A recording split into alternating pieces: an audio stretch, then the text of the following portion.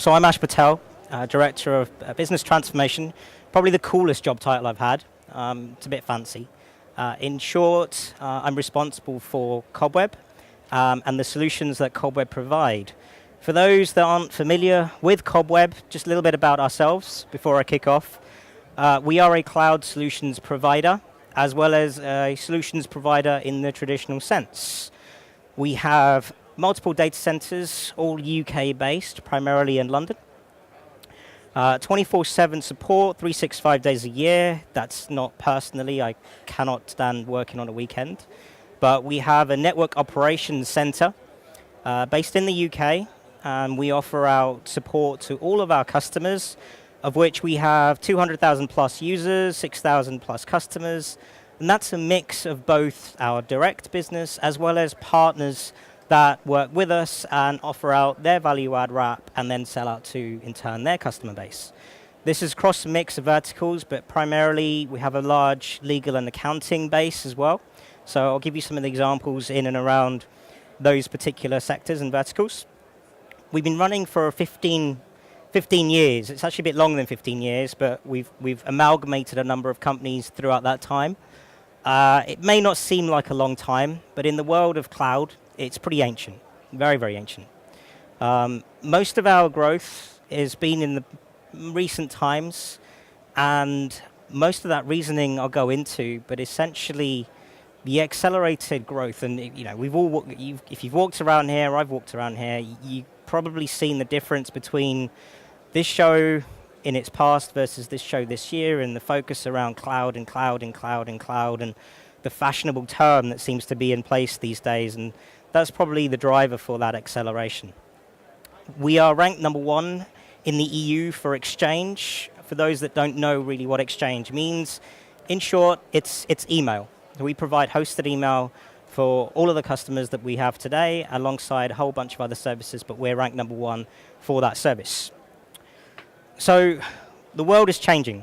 If you wanted to start a business many years ago, you'd actually have to generate your own power. So I'm talking a long, long time ago.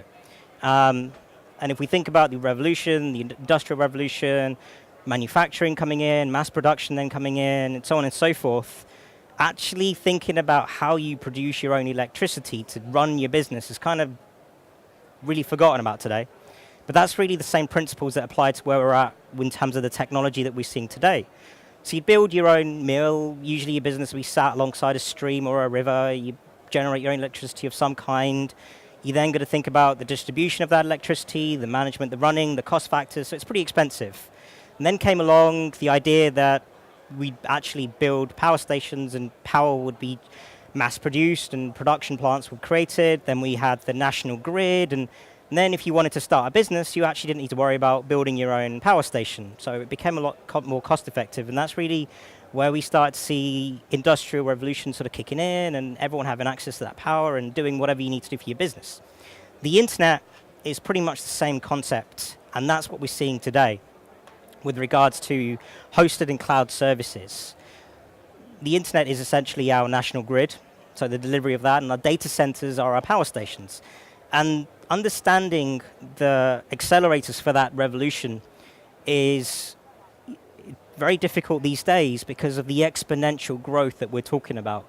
Historically, with the growth of and the power outputs of renewable energy, etc., allows businesses to do more. But now, with the accelerated growth of the Internet of Things, how we run our lifestyle personally through various cloud services that we may or may not know are cloud services, is impacting on how our business is going to be successful going forwards, how our employees or your employees or you as an employee actually carry out your day-to-day job, plus how you live out your personal lives. Imagine life without a phone, let alone a smartphone, and think back to what it was like back then, emailing and how you share files. All of these kind of things are accelerating through the power of the internet and the speed of the internet as it's going along.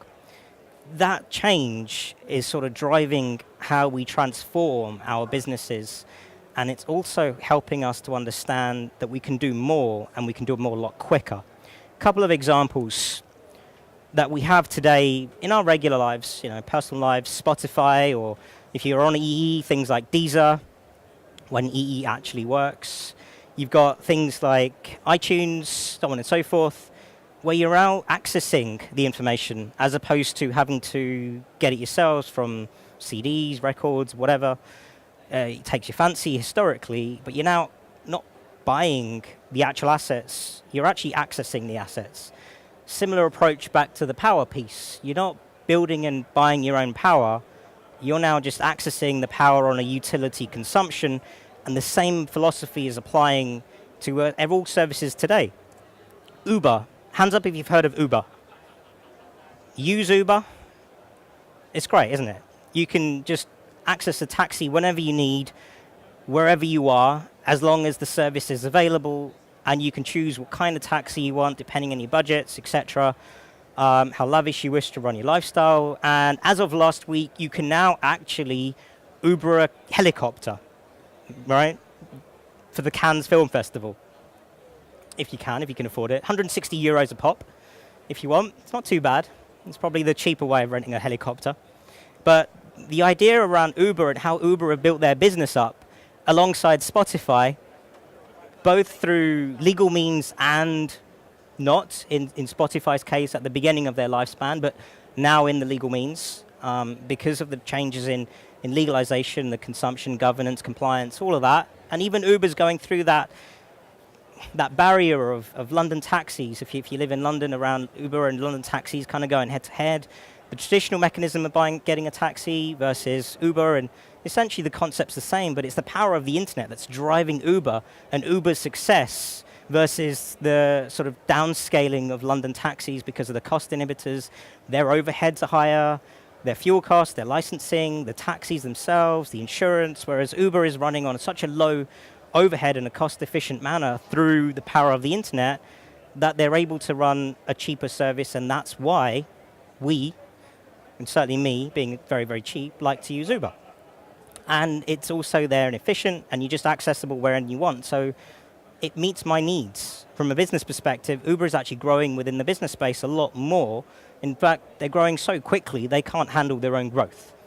Another example, Netflix. Hands up if you use Netflix. All right. Blockbuster, Netflix. You don't really need more of an explanation beyond the fact that Blockbuster doesn't exist anymore. And Netflix is now, the world's largest provider of video on demand. And Amazon are following up quite shortly with Prime. But again, you're no longer renting the actual physical DVDs. You don't own the DVDs as assets unless you actually physically want to. But you have that luxury available to you should you wish to have it. But you're just accessing the information when you want, where you want, and consume as much of it as you like, and you have multiple people using it too. I have an account, my niece, my nephew use it, and I can tell when they're watching things they shouldn't be watching, which is quite good. Their mum always gets annoyed the fact that I give them access to anything, because I can't be bothered to manage it. But they have what they want when they want, and I have what I want, where I want to. I don't have to bother about having my hard drive with me where I go. Right, but even then, that's quite conceptual to my parents, where it's actually taking your DVDs with you or your VHSs with you, or if you're talking really far back, your Betamaxes and so on and so forth. But it's all there. You don't need to worry about taking anything with you. You don't even need your own laptop these days. You just log in, or as long as there's an internet connection, you're good. But it's all based on the power of the internet. How this is affecting business, and in short, massively, incredibly. So if you assume that consumer approach and apply it in the business environment, it is exactly the same, and it's what's driving productivity, it's what's driving growth, and understanding that mechanism and understanding how those types of businesses are growing would enable you to understand how that principle applies to your own business going forwards. And it's where I mention and talk about, it's really about accessing as opposed to owning. Examples of these services are like OneDrive, where we think so like Dropbox, if you're familiar with Dropbox, but taking your files with you virtually as opposed to physically. You've got notepads, you probably type your notes up somewhere, or you'll remember them, and I don't know what you might do with your notes. You might have your iPad, you might take notes and so on and so forth, dictations. But essentially OneDrive allows you to access your files wherever you are, no matter what you want to do, the key differentiator there versus a public service is the fact that within the business, you've got to adhere to governance, compliance, security standards, not just yourselves, but your customers, and potentially anyone who you may interact with on a commercial basis. You need to meet their requirements too.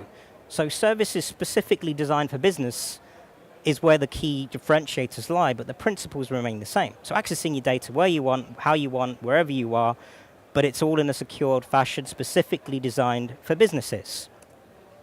Another example is Office 365. Hands up if you've heard of Office 365. Okay, for those of you who haven't, it's Microsoft's version of their traditional software and services just put into the cloud that you can then access where you want, when you want, how you want, consumed on an operational expenses basis as opposed to CapEx. So it makes it more affordable, but essentially you can do more with it where you want, how you want, gives you more access to productivity, which I'll talk about a little bit more, but essentially it's giving you all the tools that you traditionally had available on demand, when you want, how you want. So it's applying that consumerization element back into your business. Apply that to how you work with your customers. You can be closer to them, you can work with them, you can work physically where they are. They can have access to the information that they need from you, where you are, where they are. It makes it very, very flexible. Communicating is another point. Skype, we use Skype? Yeah. So Link is essentially the business version of Skype, soon to be rebranded, if not already, to Skype for Business, as long as they win the lawsuit from Sky, because there's an issue going on between Microsoft and Sky at the minute with the name. But essentially, it's secure communications, because you can communicate with your customers. We are all here. We're all accessing the Wi-Fi, or you may be on your mobile network. You will have emails on your phone in today's age. You're probably emailing today to make sure you're on track and making sure you're not missing out on anything. You may not be bothered. But the question marks are, is that actually secure? Are you communicating securely? If you're using a free service like Skype, for example, is it appropriate for your business? Is it not? It may be, may not be, but these are the points to consider, and therefore services like Link are there where the appropriate security protocols are met where required. But some examples of how the consumerization is sort of moving into the cloud space. How this works for you, well, we have a unique opportunity because you can do more, pretty much anything you want today, because of the exponential growth of the services within the cloud space.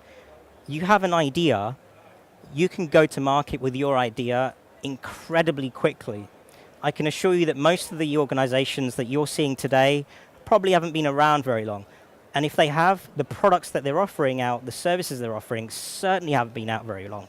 And the ones that they are, they've probably got new versions coming out in the next coming weeks. And they probably talked to you and they said, yeah, we've got a new version coming out this, we've got a new feature coming out soon, or we talk about a new feature. And that's the whole process around how you apply that to your own businesses or your own daily lifestyles as an individual. If you're an independent, a freelancer, you can be so incredibly flexible on how you do business creatively with your customer base or within your own organizations. And that restriction has been removed because of the Internet of Things, the power of the Internet, and the power of the services and the data centers and the access to the resources that traditionally you wouldn't have had. Back to the power station. Where we have our data centers today, you don't need to worry about having a server locked away in a broom cupboard and look after it and maintain it and support it. It's whatever you need is available on access on demand, like the Netflix approach. And the amount of resource you need is again dependent upon how much you need. Similar approach to your electricity at home today. You use what you need to use, you receive a bill, you pay for it. You're probably not going to be happy with the amount, but you have then comparison sites to choose the best approach for you. The similar approach is tending to happen now. We're seeing a lot more cloud comparison sites coming out these days. And it's all because it's all based on a commodity of a utilization. Now, it's enabling businesses to grow. Uber is an example. From an accountant's perspective, we're seeing, it's specifically based on our experience with our customers, we're seeing accountants do a lot more innovative approaches based on how they work with their customers. And they're not just limiting that to accountancy. They're actually coming up with some significant consultancy-led value-add services, proactive management. We're actually seeing accountants take ownership of IT management for their customers, their support. They might outsource that back into Cobweb, but essentially they're trying to work out what can you do more as an accountant within your existing customer base than just your traditional day-to-day roles that you're offering out to your customers. Because everyone, including myself, wants more from our existing suppliers. They want more for whatever you buy, want more from whatever it is that you're paying for on a monthly basis. And that includes your Netflix, your Ubers, etc. And that's where now Uber's coming up with the helicopter piece, right? It's just bringing those things that aren't affordable historically to being affordable and being on a consumption model. That liberating element, and that's really the key factor there, is enabling this to liberate you and enabling you to focus on the business that's essential to you and forgetting about your traditional IT worries, because we're not talking about managing a server, how you do your IT. If something breaks, you phone someone up, they tell you to switch it off and switch it back on again after about 30 minutes of waiting. All of that is gone out the window these days. It is literally about how you take the technology and how you then actually make it work for your business. Most of the support calls that we get are no longer about this doesn't work, that doesn't work. The questions tend to be, number one, it's not usually from the IT departments anymore, or the guy or the girl that manages the IT on behalf of the customers. It's usually around, I need to do this, or we have a customer that would like to do this, how can we do it? And our support team has now become my best sales function, as opposed to the sales team that we have. And that change is kind of revolutionizing how we model our own business. And we're actually going through that transformation ourselves as we speak. Our sales guys aren't happy about it, as you can imagine, because they're having less conversations, because it's really about trusted advisor and what you can do through technology to help your customers grow and develop.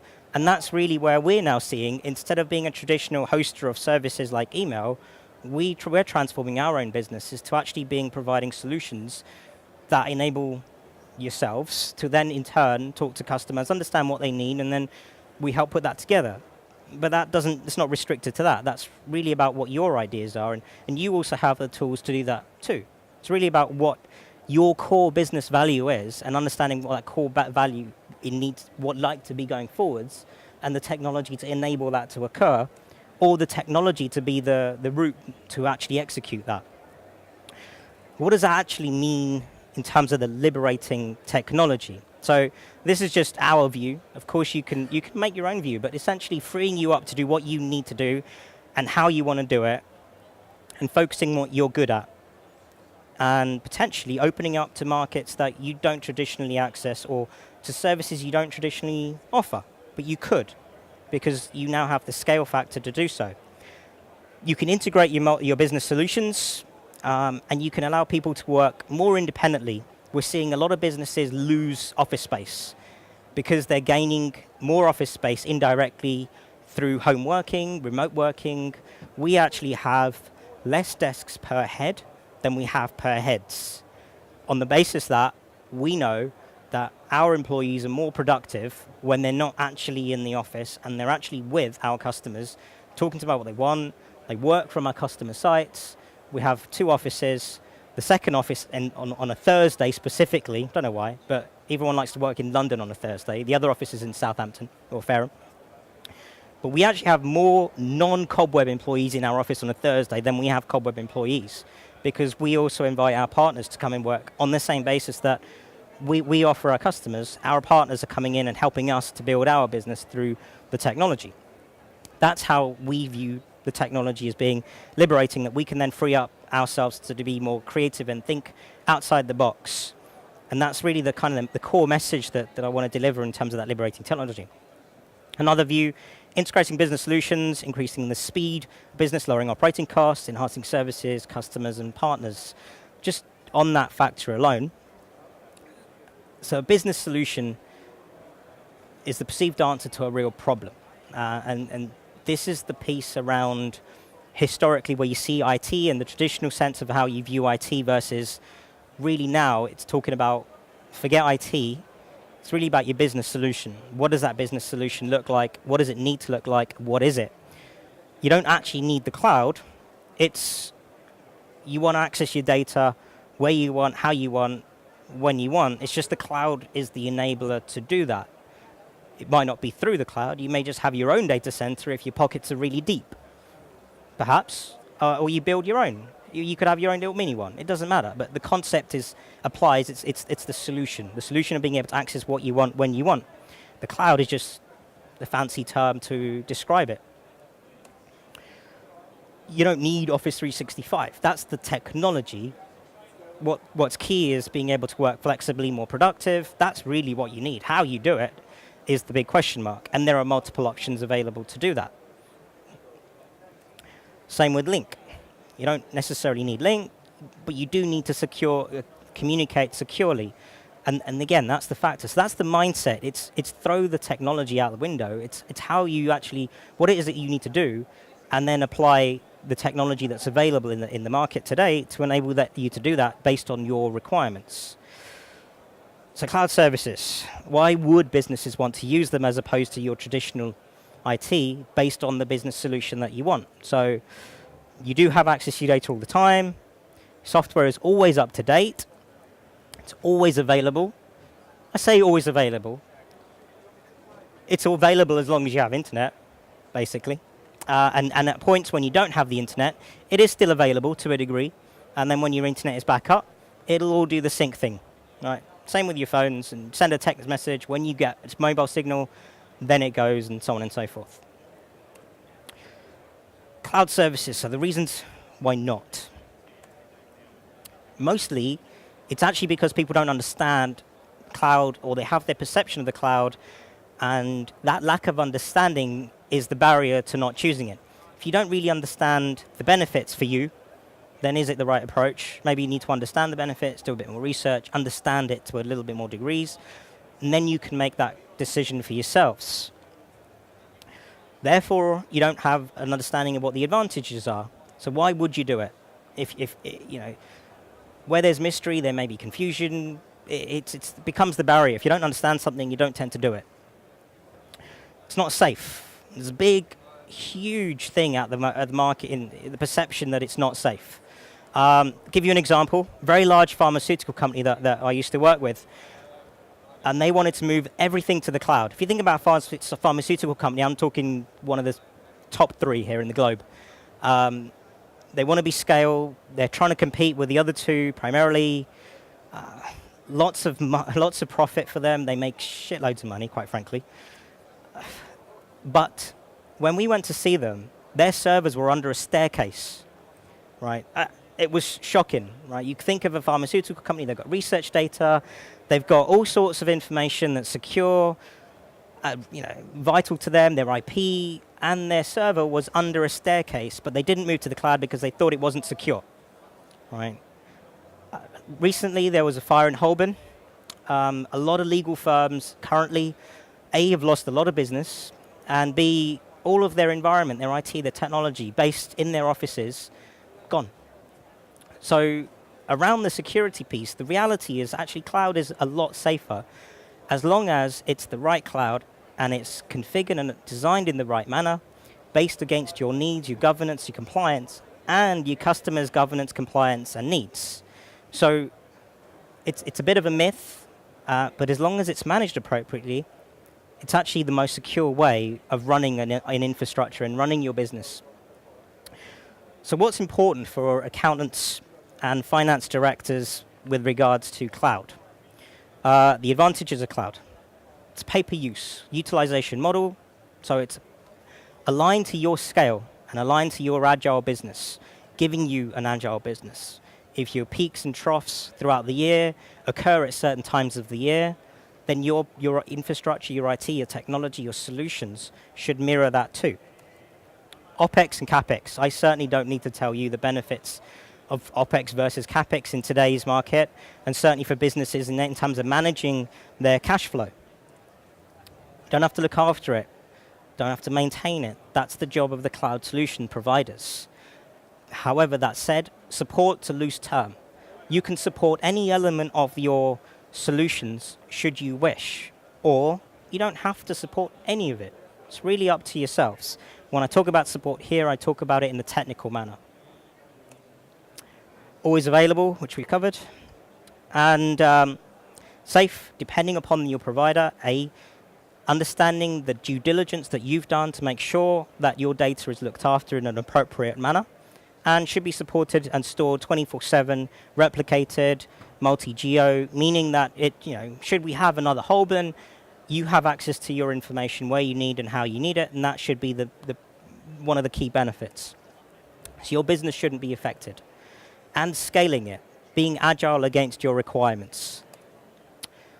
So how will the cloud work for you? As I said, it's really up to you how you wish to deploy your cloud, if you want to deploy a cloud at all. You can have it small, on site. That pharmaceutical company I talk about, they've actually got their own cloud now, not under their staircase. They've got their own data center, because they have enough money to pay for one and run it. They look after it themselves, but they have multiple solution providers that actually are providing the solutions. It's just that that's where the data's stored. So that meets their requirements. Then you have other companies that allow us to run the environment for them. And you have other organizations that simply want to put it out there in the public domain, like Microsoft, for example. Or you can have a combination of all, which creates the hybrid environment. Give some examples of the solutions that we offer before I go into the sort of the video and the example. Where I talk about we don't sell email anymore historically as we would. This is part of our transformation based on our customers' requirements. So, and when I say customers' requirements, this particular one actually came from feedback within our accountants base. So where we've now got traditional accountants offering technology and solutions as a service on a consultancy basis to their accountants or to their organizations where they're providing accountancy-led services, they're offering out productivity solutions based on software as a service. Have you heard of the term software as a service? Essentially, it's software, but offering it on a utility commodity type basis. Your Netflix, but for software, in essence. You pay for it per month or per whatever the unit of measure is. Once you stop using it, you stop paying for it. But a combination of these, depending upon the productivity that you need to do, whether it's a modern user wanting to work from their laptop, their iPad, their home device, access all their information, their application, whether it's Sage or so on and so forth, and enabling them to do more, collaborate with users together on the same document. One could be in Timbuktu, the other could be in Holborn when the fire's going off. Both can collaborate on the same document, same time. Think about how powerful that could be when you're actually with your customers, thinking about new ideas, understanding, whatever it may be, but there and then, taking that idea to market, putting it in place, and actually executing it all within the same meeting, there and then. That productivity solution can be quite powerful, and there's a whole host of those that we can offer. Business continuity. Again, I talk about the Holborn piece, and we then talk also about the fact that you no longer need to build your own power stations anymore, or have your own servers, or have your own technology. Should something happen, you shouldn't be affected as a business, so you're protected. Your data is always there, your services are always running. It just continuously enables you to be protected. That continuity actually then drills down into your customers' credibility with yourselves, or your credibility with your customers, rather, is what I meant. Now, for them to understand if they're working with you, or even yourselves internally, or yourselves as an individual, online banking, all the secure things that you run in the cloud today as an individual, you're assuming it's secure. You're assuming the provider is replicating it. Should something happen, if the DC blows up, it shouldn't affect you. And the same principles apply within the business. And if your customers are assured of that credibility and that secure, and they can understand and have that feel-good factor working with yourselves, then that in turn helps you to do more, because you're no longer worrying about actually looking after all of that and making sure it continues to run. And should we have a Holborn, because these things happen, you're not impacted. Securely communicating. This is actually one of the biggest downsides of businesses today in terms of governance and compliance. A lot of companies send emails. You're probably sending emails today, and you're probably sending it over the Wi-Fi here. you're sending in emails with potential confidential data, emails to your customers, customers back to you, so on and so forth. How secure is it actually? Do you have a solution in place to make sure that when you communicate, whether it be verbally, whether it be electronically via email, whether it be sending documents, whatever it may be, how secure is it? Does it meet the standards, governance, and compliance of your customers? Forget yourselves, your customers at this point, because that's who you're putting at risk potentially. And it's just understanding all of the complexities around what your customers' requirements are, what your own requirements are, and what your suppliers' requirements, how they meet your requirements, is quite important in this process. So ensuring you have a solution in place for securely communicating is incredibly important. And that control of how you do that. You may need email, you might not need to email securely at all. That may be the case, but it's just understanding that. Agility, again, peaks and troughs across the year. Certainly, and I'm going to make a stereotypical assumption here, so forgive me, but assuming end of the financial year, April time, most of your workloads probably go up, usually. If you're Hallmark, Christmas time tends to be a magic time of the year. Amazon, certainly it's the magic time of the year. I hate it because I've got a lot of nieces and nephews that I have to buy for. But your business has to be aligned to that peak and that trough. But do you really want to pay for that peak all year round just to make sure you're catering for that peak? No. So your agility and how your solutions are built and designed, forget the technology at this point, how your solutions work for you and how you work with your customers against those peaks and those troughs should be in place. And that helps you in turn to keep your business aligned, and that growth will then in turn occur organically, and that's based on our experience so far. Now, just before I go into the questions, just want to show you a quick video of our organization and some of the examples and of a particular customer who has, there it is, sorry, I lost my mouse there, who's actually taken some of these on board and converted their organization to a cloud-based organization.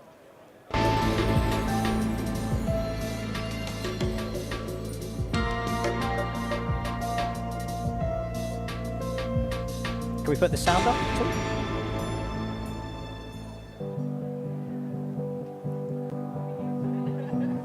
The broad portfolio of solutions that are becoming available through Odin is going to enable businesses to step back and look at the big picture, what it is that they're trying to achieve as a business, and what of these technologies enables them to fulfill that vision.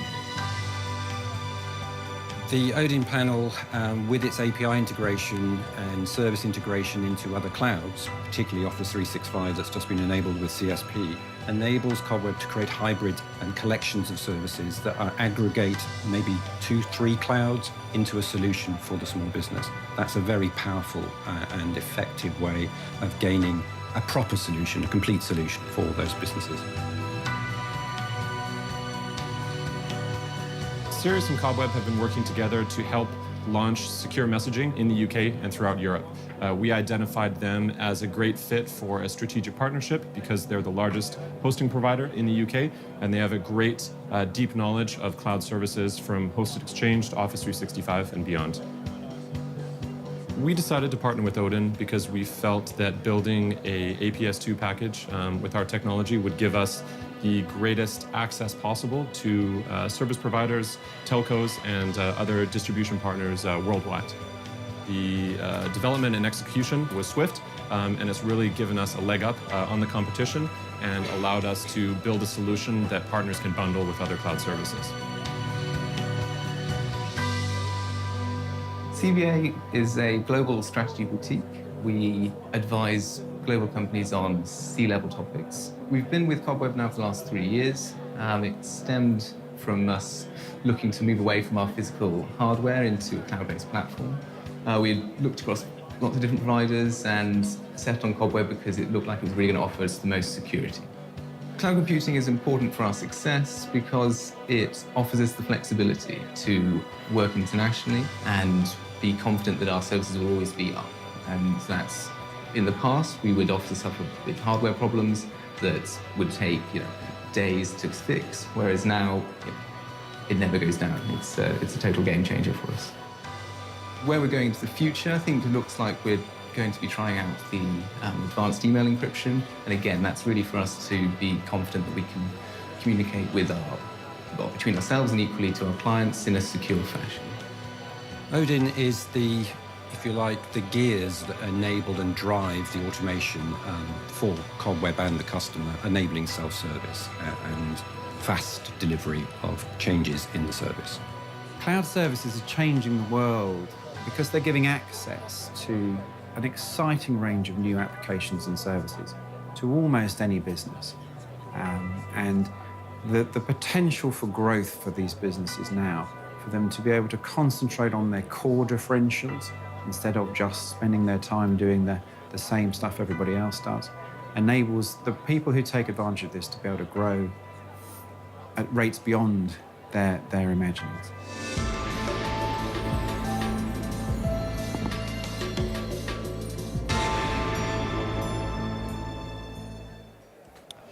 Excellent.